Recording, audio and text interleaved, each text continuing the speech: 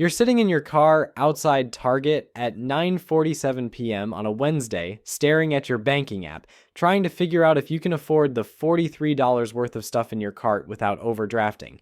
Toothpaste, laundry detergent, a birthday card for your nephew, basic stuff. And while you're doing poverty math in a Target parking lot, your coworker Sarah just posted photos from her second vacation this month, Cabo again. She makes the same salary you do, same job title, same paycheck, same rent in the same city, but somehow she's sipping margaritas on a beach while you're rationing toiletries. So what the hell is going on? Is she secretly rich? Did she inherit money?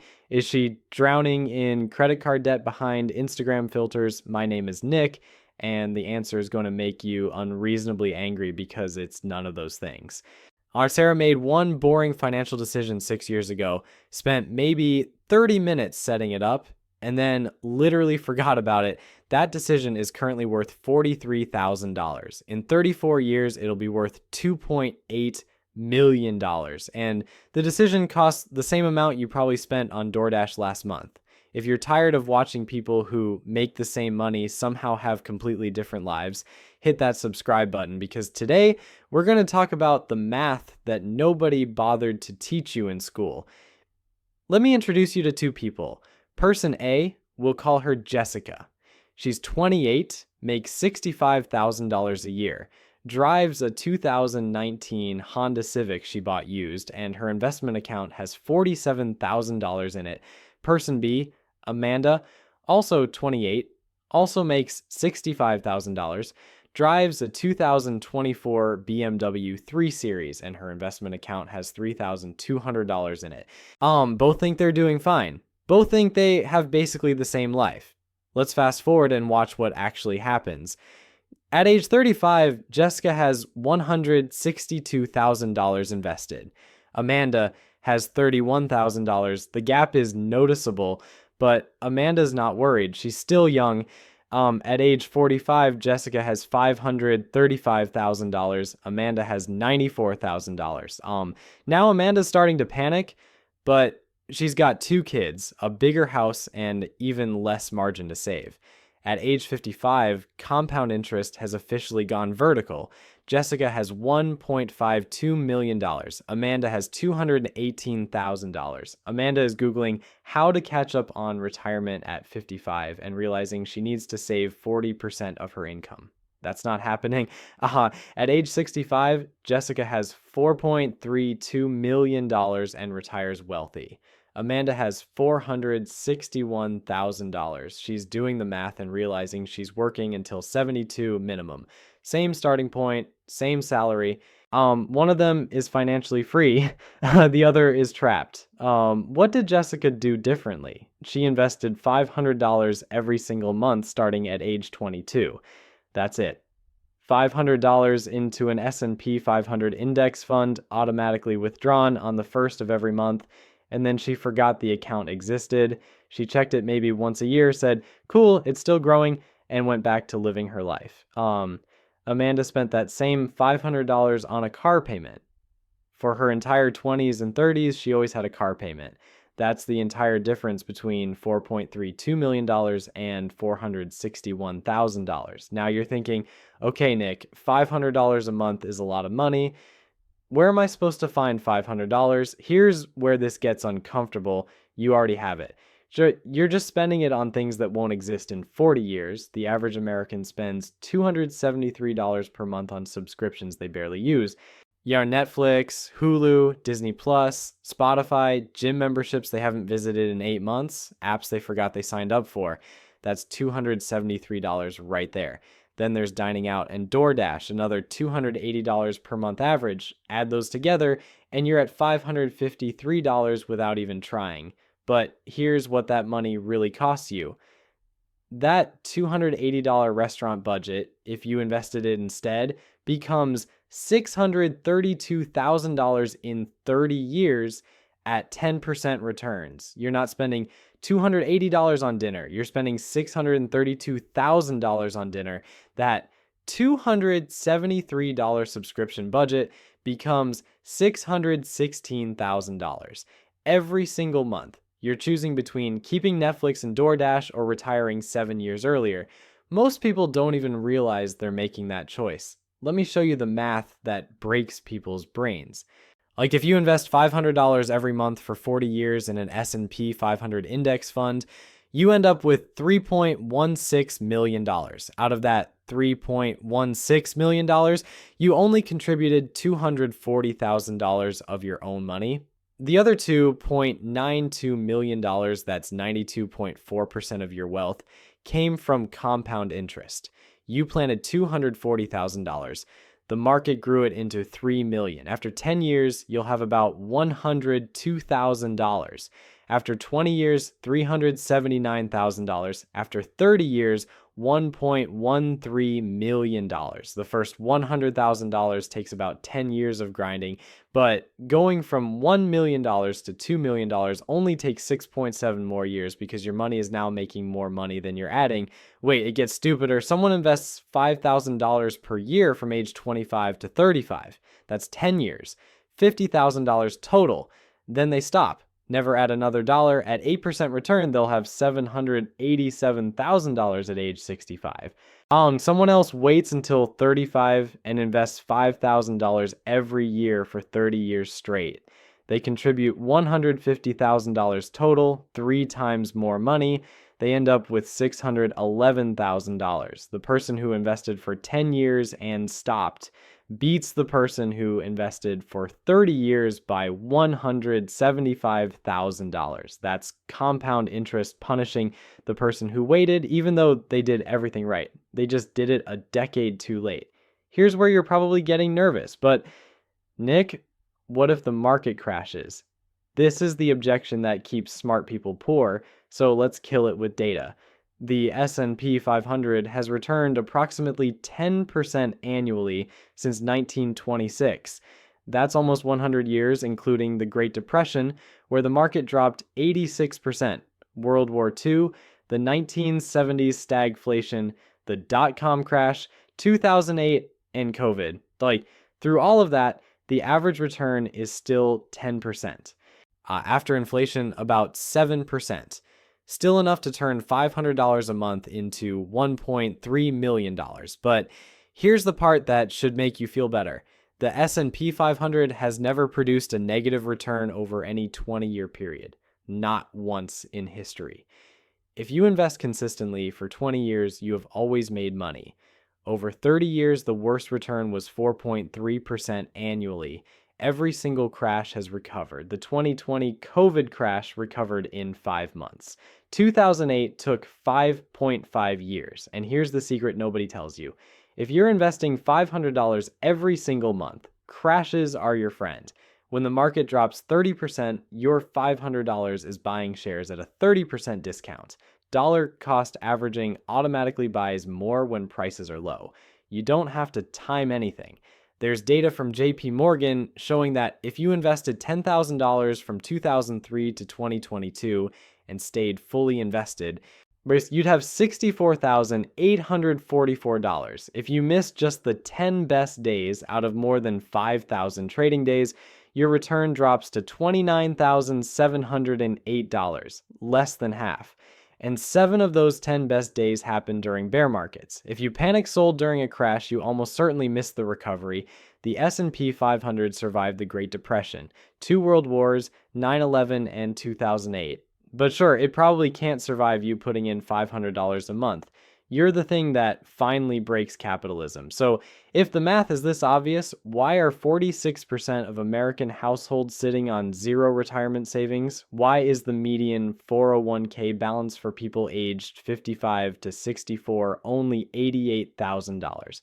This is where we need to talk about what's actually stopping you. And it's not the math, it's your brain. Your brain is actively trying to keep you poor, not because it hates you, but because it was designed 200,000 years ago when the biggest financial decision was whether to eat the berries now or save them for tomorrow. Your brain has no framework for understanding sacrifice $500 today to have $3 million in 40 years. So it just says, no, eat the berries, and you end up financing a $60,000 truck. there's something called present bias. You'd rather have $500 today than $50,000 in 40 years, even though the math is screaming that you're being an idiot. Then there's loss aversion. The pain of losing $100 is 2.25 times stronger than the pleasure of gaining $100. This is why people obsessively check portfolios during crashes and sell at the bottom.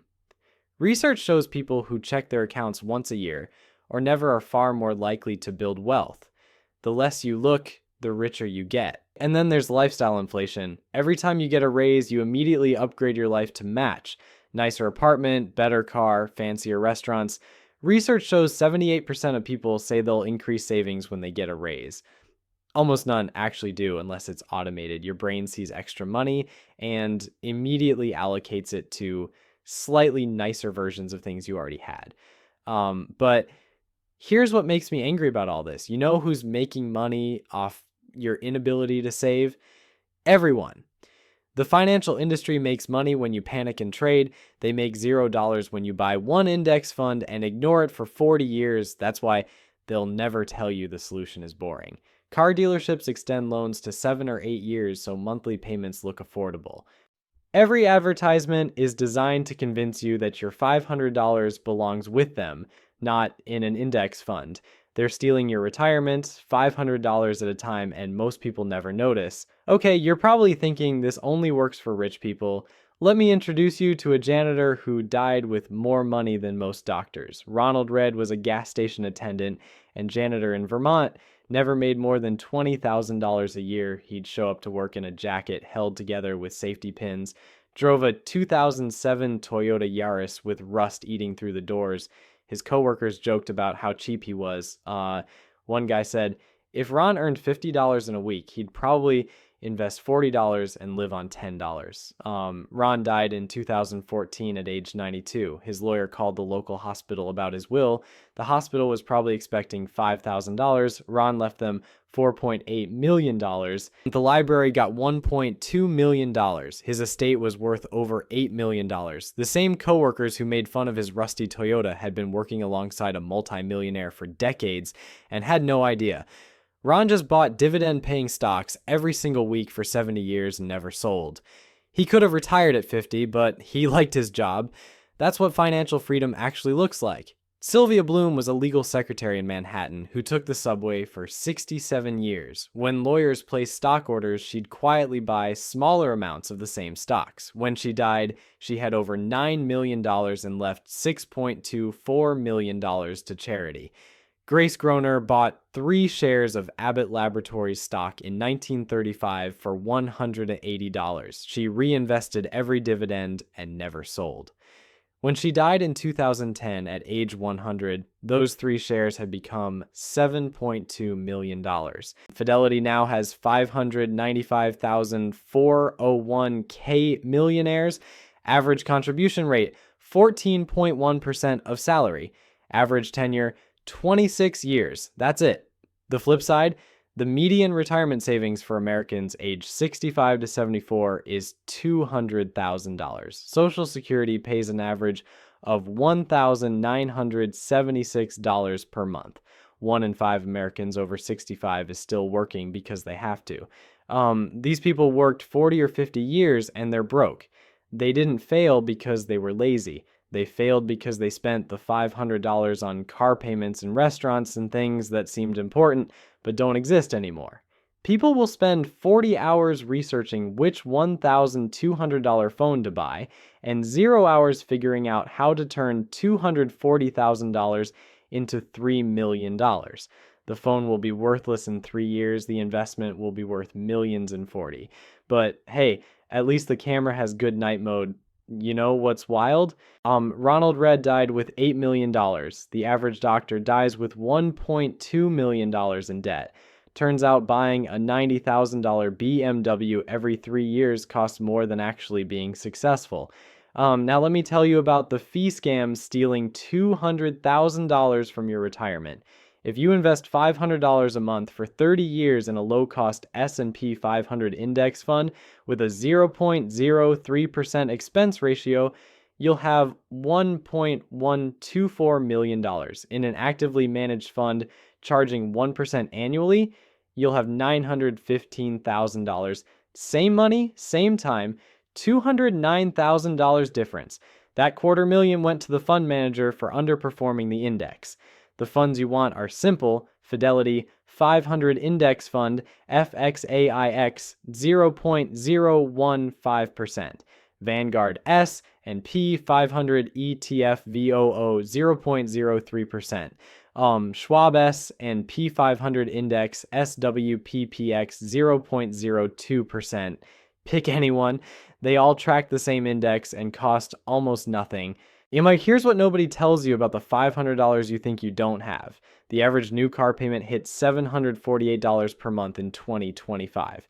That payment isn't $748. It's $1.69 million over 30 years at 10% returns. You're trading $1.7 million for the privilege of driving something that loses 20% of its value the second you drive it off the lot. Every $100 per month you invest becomes $226,000 in 30 years. Every $3.33 per day becomes $250,000.